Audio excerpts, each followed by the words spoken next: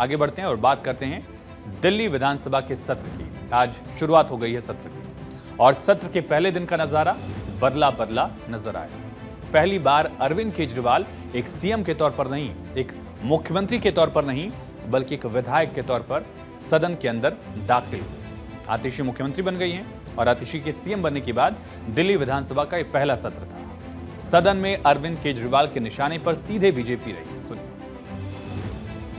दिल्ली की जनता के मन में दो चीजें हैं, दो बातें हैं।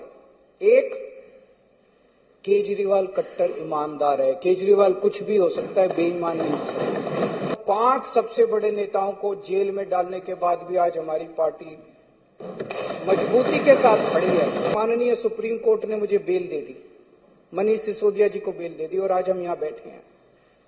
जब मैं जेल से निकला मैंने इस्तीफा दे दिया, किसी ने मांगा नहीं था।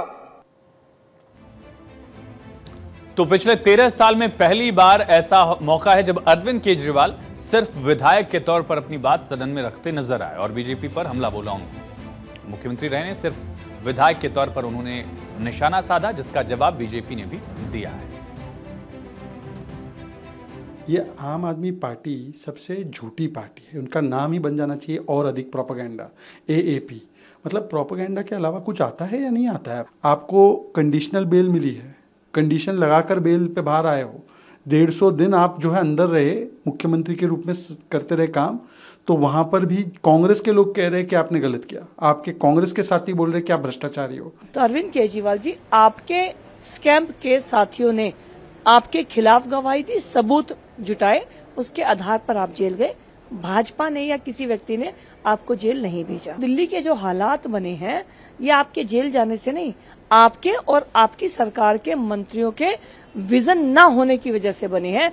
आपके जेल जाने से क्या फर्क पड़ गया? आपके पास तो कोई मंत्रालय ही नहीं था। तो विधानसभा सत्र की शुरुआत के साथ ही एक बड़ी मिस्ट्री सॉल्व हो गई कि आतिशी के सीएम बनने के बाद अब विधानसभा में कौन कहां बैठेगा ये पता चल गया। दरअसल विधानसभा ने सिटिंग अरेंजमेंट नोटिफिकेशन जारी किया और बता दिया कि किस नेता के लिए कौन सी कुर्सी अलॉट की गई। ये जाना इसलिए भी जरूरी है क्योंकि मुख्यमंत्री ऑफिस में आतिशी ने सीएम पद की कुर्सी पर वो बैठी नहीं थी और उस पर एक तरह से खाली छोड़ दिया था, लेकिन अब अरेंजमेंट सामने आ गई है। आतिशी की पहली सीट पोजीशन थी 19वें नंबर पर, अब नंबर 1 वाली कुर्सी मुख्यमंत्री कुर्सी पर वो बैठ रही। केजरीवाल पहले नंबर 1 की कुर्सी पर बैठते थे, अब पहुंच गए हैं 41वें नंबर की कुर्सी पर। मनीष सिसोदिया की पहली सिटिंग पोजीशन मुख्यमंत्री के बगल पे ही रहती थी, अब 40वें नंबर पर हो गई, अभी भी केजरीवाल के बगल में बैठ रहे हैं। सौरभ भारद्वाज 8वें नंबर पर बैठते थे सिटिंग पोजीशनिंग में, अब नंबर 2 की हैसियत उनकी सरकार में भी है क्योंकि शपथ भी नंबर 2 पर उन्होंने ली थी। कैलाश गहलोत की सिटिंग पोजीशनिंग में भी एक चेंज दिख रहा है, नंबर 2 पर वो बैठते थे, अब नंबर 8 पर बैठ रहे हैं सौरभ भारद्वाज की जगह पर। तो पिछले 13 सालों से 1 नंबर सीट पर बैठने वाले केजरीवाल आज बैक बेंचर बन गए, यानी आज से उनकी कुर्सी बदल गई। अब 41 नंबर की कुर्सी पर बैठे अरविंद केजरीवाल। केजरीवाल ने मुख्यमंत्री पद से 17 सितंबर को इस्तीफा दिया था। 21 को आतिशी ने शपथ ली और आज से 2 दिवसीय दिल्ली विधानसभा के विशेष सत्र की शुरुआत हो गई है। स्पीकर ने नए मुख्यमंत्री आतिशी और उनकी कैबिनेट समेत नेता प्रतिपक्ष विजेंद्र गुप्ता को बधाई दी। दिल्ली विधानसभा स्पीकर ने जानकारी दी कि सदन में पूर्व नेता प्रतिपक्ष रामबीर सिंह विधूड़ी के सांसद चुने जाने की वजह से उन्होंने इस्तीफा दे दिया था। अगले साल की शुरुआत में दिल्ली में विधानसभा चुनाव होने हैं और उससे पहले केजरीवाल ने अपनी रणनीति भी बदल ली और कुर्सी भी उनकी बदल गई। मुख्यमंत्री आतिशी और पूर्व डिप्टी सीएम मनीष सिसोदिया के साथ वो दिल्ली यूनिवर्सिटी भी गए थे। केजरीवाल ने आतिशी दांव चला है तो बीजेपी भी रणनीति बनाने में जुटी हुई है। क्या है बीजेपी की रणनीति? दरअसल बीजेपी ने महिला दांव खेल सकती है, बीजेपी ऐसी जानकारी है। किसी महिला नेता को प्रोजेक्ट करके केजरीवाल की काट निकाल सकती है क्योंकि केजरीवाल ने भी एक वुमेन फेस को आगे किया है। केजरीवाल के खिलाफ बांसुरी स्वराज का आक्रामक अंदाज भी देखा गया है। स्मृति ईरानी को भी दिल्ली की राजनीति में ले आया जा सकता है और बीजेपी सदस्यता अभियान में भी स्मृति ईरानी को दिल्ली के ही 7 जिलों की कमान दी गई थी। चुनाव में महिला मतदाता गेम चेंजर साबित होती रही है दिल्ली में। हर लोकसभा के 3 विधानसभा सीट पर महिला उम्मीदवार उतारने की प्लानिंग भी है। पार्टी की समर्पित महिला कार्यकर्ता को उम्मीदवार बनाने की तैयारी है।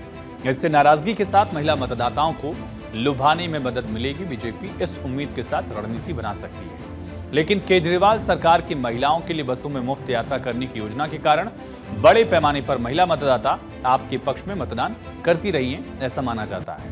बीजेपी आपके इस आधार को तोड़ने के लिए ही बड़े पैमाने पर महिला उम्मीदवार उतारने की रणनीति पर काम कर रही है। हर 10 विधानसभा सीटों में से 3 महिला उम्मीदवार बीजेपी उतारेगी, ऐसी अभी रणनीति को लेकर जानकारी है। लोकसभा चुनाव में पार्टी की ओर से 7 में 2 महिला उम्मीदवार उतारने का फायदा भी मिला। सहरावत का बयान आपने सुना ही, कमलजीत सहरावत ने उन्होंने निशाना साधा। लेकिन फिलहाल पार्टी का मानना है कि महिला उम्मीदवार होने से महिलाओं की सहानुभूति पार्टी के पक्ष में आ सकती है। दिल्ली के लोगों में अब आम आदमी पार्टी के प्रति पहले जैसा आकर्षण नहीं है, बीजेपी मान रही है। आप नेताओं पर भ्रष्टाचार के आरोप से दिल्ली सरकार की छवि को भी नुकसान पहुंचा है, ये भी रणनीति बीजेपी की है और इसी आधार पर आगे बीजेपी कदम उठा सकती है।